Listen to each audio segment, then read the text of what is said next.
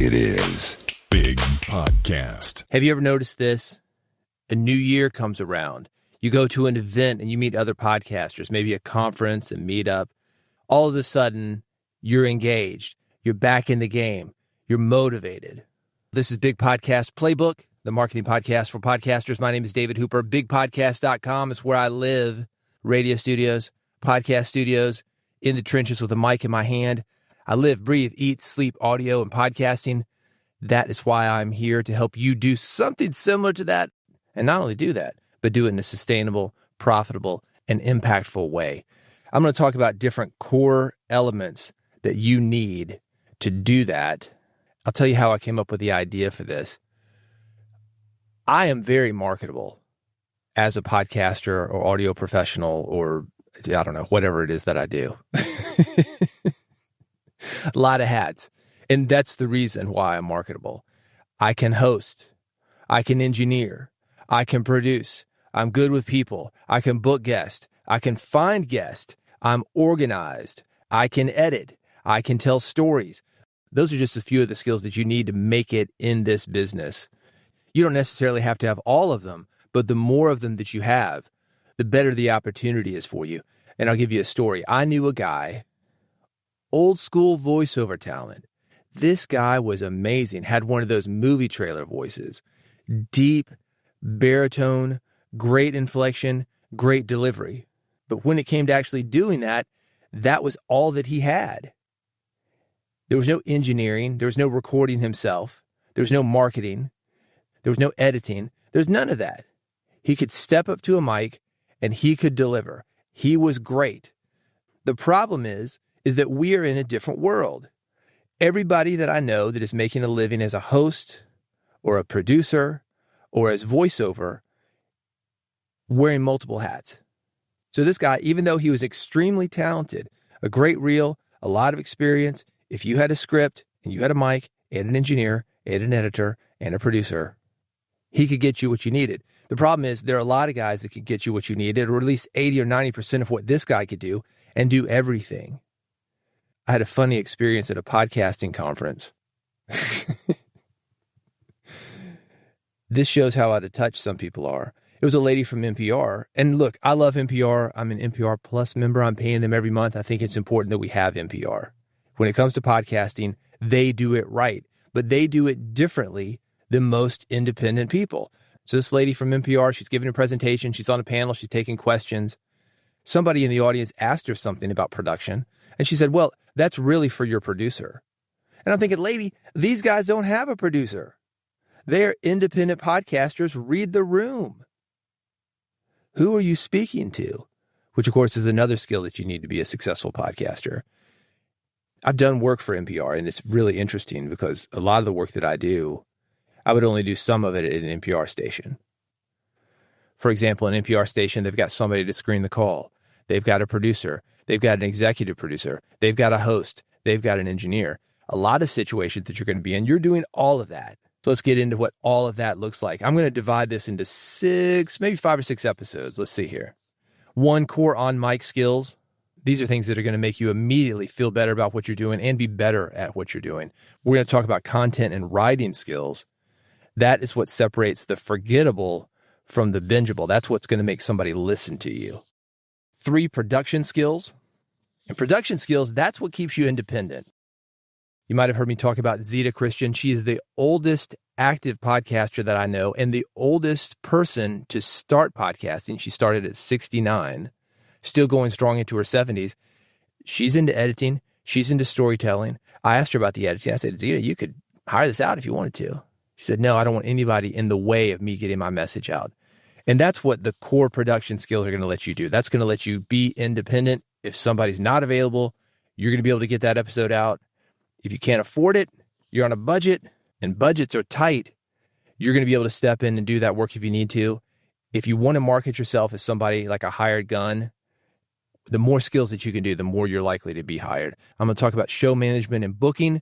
That's what keeps the machine running. We're going to talk about growth and marketability, making opportunities come to you. It's a crazy world, man. Been talking about budgets being tight, but also competition is tight. We've got podcasting, satellite radio, FM, AM, cable radio, internet radio, audiobooks, YouTube. There's a lot of competition out there. So we're going to dive into how you can stand out. I'm also going to talk about personal sustainability skills. I talked about sustainability in general for your podcast. You are a part of that sustainability. You have to be able to continue to show up, and not only show up, but do it in a way where all these other things can fall into place. Do it in a way where you can create something that people want to listen to. A lot of podcasters, they're excited at the beginning of what they're doing. Then it's kind of like, oh, all right. Kind of phoning it in. Let's start with your core on-mic skills.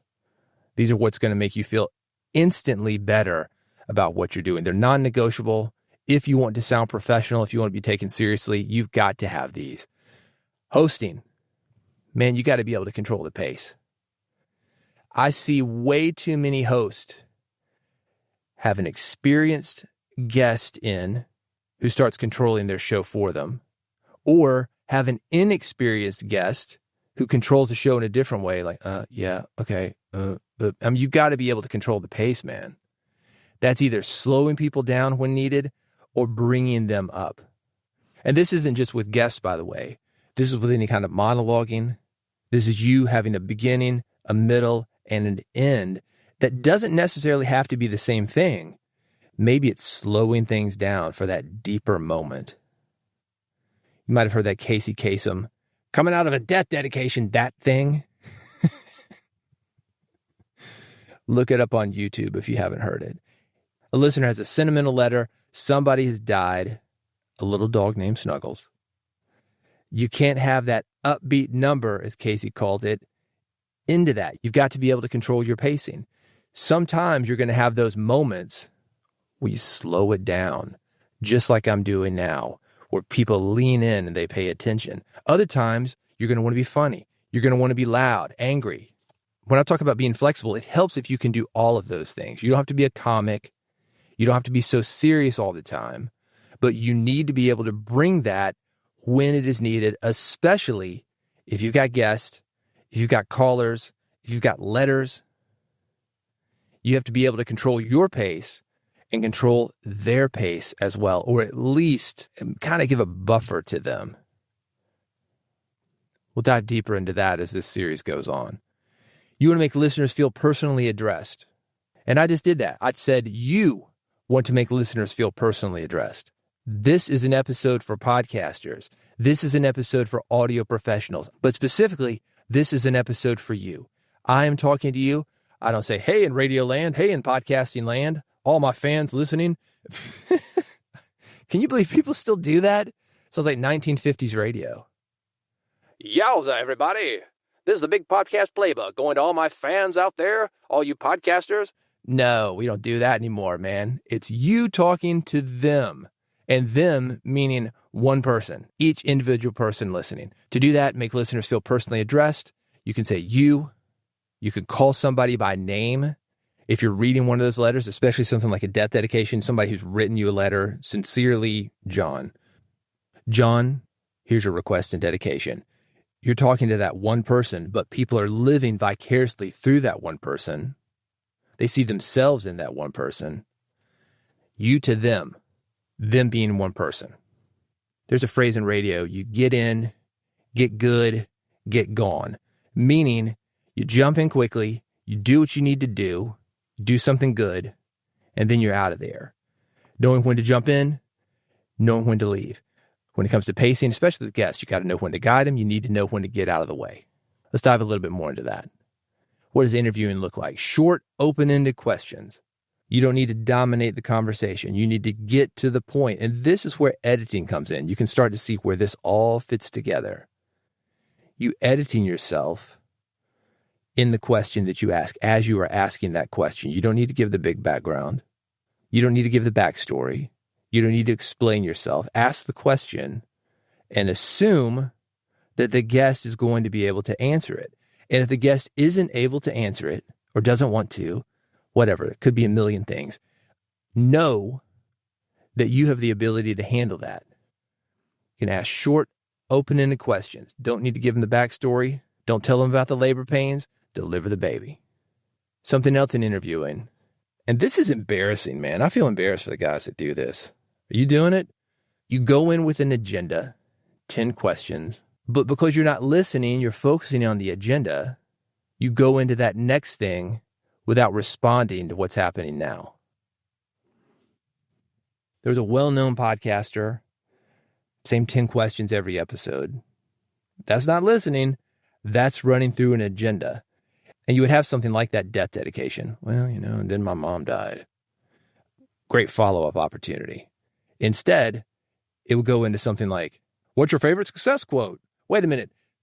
A guy's telling you his mother just died. There's an intimate moment that you could expand upon, that your listeners are expanding upon in their head. Oh, man, I wonder what happened. And you go into something completely different. That's pacing, man. That's that death dedication out of an upbeat number. Or in this case, the death dedication into the upbeat number. Don't do that. Pace it. Final note on interviewing. Sometimes you get people that go, on and on and on. They just like to hear themselves talk. If you've ever done a call-in show, this can happen. Some people just want to be heard, man. And they don't care what they're saying. And they think because they're saying it, it is interesting. When I was doing music business, I would tell bands that I worked with all the time, just because you are involved does not make it interesting. I will tell you the same thing as a podcaster. It definitely applies to your guests. Some people just want to speak. You've got to be able to redirect those guys and do it in a skillful way.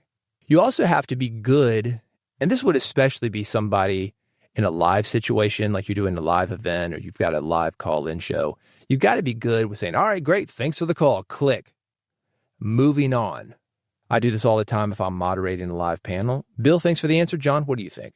Redirect ramblers without sounding rude. The next core on mic skill that you want, monologuing. Holding listener attention without a guest. Hopefully, you're feeling that I'm doing that right now. How have I done that?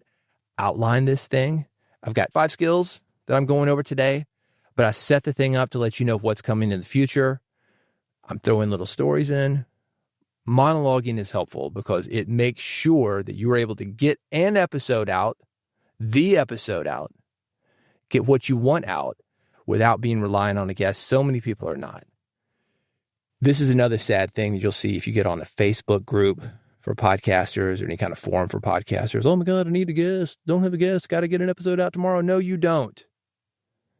And you shouldn't need a guest. You should be able to monologue. It doesn't have to be perfect, but try it.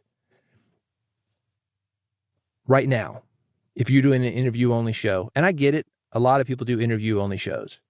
Me, for years, I either had music when I was a music jock or I had interviews. And it's nice because you can play music, go to the cut, 3 minutes and 30 seconds of you not having to talk. Or you've got somebody who's going to come up with the content. They will go, especially if it's a rambler. You don't have to come up with it. You just have to kind of guide them along. Some of these guys, as I've talked about, you do not have to guide them along. You key that mic up and they will go as long as you give them. You don't even have to be there.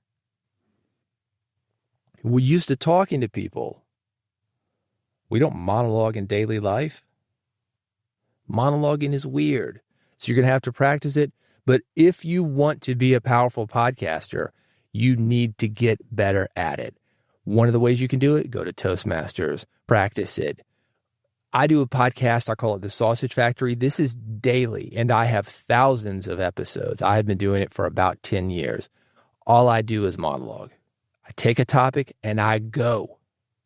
By doing that, I'm also editing. I'm also outlining. You will get better if you do it. You want to be able to do it in the way that will hold the attention of your audience. Again, that's where all these things come together. That's the editing and that's the outlining. You're going to be able to do that in your head, but you've got to practice it. Some people are going to structure their thoughts out loud. And I've kind of done that. I've gone over these things. I've got the list here. I've got hosting, interviewing, monologuing. I got a couple other ones that we're going to jump into. You want to tease? That's another thing that you can do. I'm going to talk about storytelling in a minute. I'm going to talk about voice control. But structuring your thoughts out loud, that will help you with monologuing. Also, ending a point before it overstays its welcome. And with that said, I'm going to move on to these last two things, storytelling and voice control. Leave them a little bit hungry. Don't be like that caller who goes on and on and on and on and on. or that panelist who goes on and on and on and on. No, don't do it. Cut yourself off, just like you would as a good host or a good moderator. Storytelling, that's the fourth thing. Turning information into scenes. I talked earlier about that voiceover artist that I knew. What I could have done, if I really wanted to turn that into a scene, I described his voice. How did he get that voice? He was a hardcore smoker, man. And he had that deep, grainy voice. It was crazy, man. Amazing. But what he also had was he goes, you have to put that noise gate on the breath, to deep breath a little bit. Or maybe leave that in. Because that was a moment. You knew that it was a real man delivering a moment in time when he would speak. I could have talked about how he smelled like cigarettes when he walked in the room. I had a meeting with him one time. He started to light up. I said, whoa, whoa, whoa, whoa, whoa. No. He would light up anywhere. He's dead, by the way. You got to take care of yourself. People used to think that's the way to get that voice. It is one way to get that voice. But what you're also going to lose is control. The things I'm going to talk about in this next segment, voice control. You're going to lose your ability to sustain, your ability to take in a deep breath and go on and on and on and on and on and on and on and on and on and on and on. I could do that forever because I work on my breath control. I'll get into that a little bit in a minute. Let's get back to storytelling. You want to use tension, payoff, and contrast. Any comic knows this. This is what makes jokes funny, where you've got this thing and you're building that tension. Is he going to say it? Is he going to say it? Is he going to say it? He says something else. Contrast what you thought he was going to say. You go, ha, ha, ha, ha. You went in a different direction. It was a redirect. You want to get into something like that. By the way, related to this, storytelling and also monologuing. Stand-up comedy, great. Improv, great.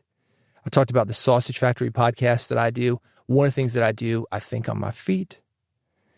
Can you do that by yourself? Yes, you can do that. I take a random question, randomwordgenerator.com. You can go there, get a random question and go. Don't think about it. Don't outline it. Read the question as it pops up on the screen. Boom. Deliver the answer. Related to storytelling, go back to this number 2 thing, interviewing. One of the things that I do all the time, and I still do this after 20-something years of interviewing people all the time, hundreds and hundreds of interviews. I will write down story in my episode prep as a reminder for me to ask the guest for a story. I'll say something like, what was that like? How did that feel? Get into their mindset. Tell me a story about that. For example, if somebody says, well, that's when I got my first job. Tell me that story. How did you get that first job? Let's say I'm interviewing a musician. Somebody says, well, I got my first record deal. Whoa, wait a minute. You got your first record deal. How did that come about? A lot of people want a record deal. Tell me how it happened for you.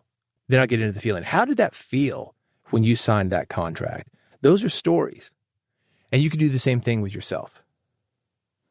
Tension, payoff, and contrast. I thought it was going to feel this way, but it actually felt this way. Here's what I thought was going to happen. Here's what actually happened. And then here's what happened afterwards. That's outlining. And that's what I talk about when I'm talking about organizing your interview. If you can think in threes like that, what I thought would happen, what happened, and what happened afterwards, that's a great way to continue that story, block it off into chunks you can edit yourself as you're going, and deliver something that listeners can grab and want to hang on to for the next thing. There's something in radio we call a parking lot moment or a driveway moment, depending on where you're parking your car. But you're in your car, listening to the radio, you get to your destination, the story is not done. You sit there in the car, let them finish the thought. That's what organizing your stories and your interviews in this way will do for you. That tension, you've got it in the car. You've got to have that payoff. To make the payoff even more powerful, have that contrast, just like a stand-up comic. Let me take it back to editing. I mentioned that was one of the most important things that you can do as a radio host, podcasting host, a professional audio producer, we'll call it. Knowing where to start and knowing when to stop. Get in, get good, get gone. Final core mic skill that you want to focus on, your voice control. Tone variation. If you've been in Toastmasters, I mentioned Toastmasters is a great place for podcasters and radio hosts to get training. They call it vocal variety. Sometimes you're excited and energetic, and sometimes it's sad. Steve, here's your request and dedication. That Casey Kasem thing. You can be excited and not so excited. But whatever you do, change it up a bit. Tone variation, pacing, change it up. Sometimes it's fast, sometimes it's slow. Sometimes it's that upbeat number, and sometimes we're going to dim the lights, have just a spotlight on stage, a singer with an acoustic guitar playing his heart out. You want to do that in your episodes. And what I'm doing right now, strategic silence. Don't be afraid of silence, especially if you're taping. If there's too much silence, take it out. But silence is what makes the notes stand out. That is what I learned when I was in music school. You heard this music. I mean, it could be anything. There's 90s techno club music. It could be Yngwie Malmsteen from the 80s, these guitar gods, just playing a million miles an hour. Yeah, it's cool sometimes. But a whole album of it? No. You got to have those ballads, man. You want those spaces between the notes, even within the ballads. That's what makes the notes stand out. Strategic silence. I'm going to list these 5 things again. Your core on-mic skills that you should be focusing on. Hosting. Now, everything that I'm talking about here goes back into hosting, but that's the big one. Controlling the pace, making listeners feel personally addressed, knowing when to guide, and knowing when to get out of the way. Also, interviewing, monologuing, storytelling, and voice control. I'm going to go deeper into other aspects on this series. That is coming up. Have you subscribed to this podcast? It's called Big Podcast Playbook. Got to reset this thing because you've been listening for a minute. Maybe you're not looking on your car dash or your phone. Big Podcast Playbook. You can search for it. The easiest way for you to subscribe, bigpodcast.com/subscribe. And if you do, you'll get the other episodes in this series, including a deeper dive into content and writing skills, production skills. This is what keeps you independent. You don't have to be reliant like my buddy who smoked a lot, had a great voice, but couldn't actually record or produce himself. Show management and booking, keeping the machine running, growth and marketability, what makes opportunities come to you, what makes listeners come to you, and also personal sustainability. What's going to keep you from quitting? I have been doing podcasting since 2005. I have been doing radio since the 90s. I wake up every day at 4:15 to do a live radio show. I haven't been doing that consistently for the last 25 years. I don't know if I'd still want to be doing that if I had. But I will say this, that I'm as engaged as ever. I love radio. I love podcasting. I think that audio is the best way to deliver a message. Not for everybody, but overall, the most powerful because you can do it yourself. It is a portable medium. It is cheap. You can do it in your house. I'm in a 5x8 closet right now. Is it tricked out? Yes. Does it have a bajillion dollars worth of equipment and sound panels? It does. But you can do it. You don't need a TV studio, a bunch of fancy cameras that are going to be out of date every once in a while. I'm on a mic, an Electro Voice RE20, about 50 years old. Not this one, but the design is 50 years old, and it still sounds great. Terry Gross uses it. Rush Limbaugh used it. Everybody and his brother has used an RE20. It is 50 years old. The technology is solid. Your success is not about the technology. The technology is great for distribution, but we more or less have that.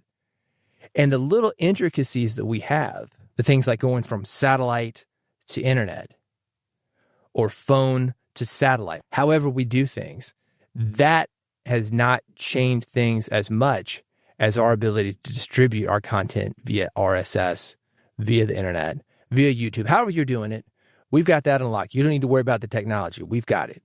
The thing for you is to develop these skills that I've talked about on this episode and that I'll be talking about in the next few episodes. Again, if you want it, make sure you don't miss anything. Bigpodcast.com/subscribe. That is the way to do it. If you want to work with me personally, I love working with independent podcasters, and I help you to grow your podcast audience, get more people to your podcast, make more money with your podcast. We can do that. It's called Big Podcast AMP. That stands for Audio Monetization Program. You can find everything at bigpodcast.com. Thank you for listening. Thanks for your support of Big Podcast, and I will see you on the next episode. Assuming you've subscribed.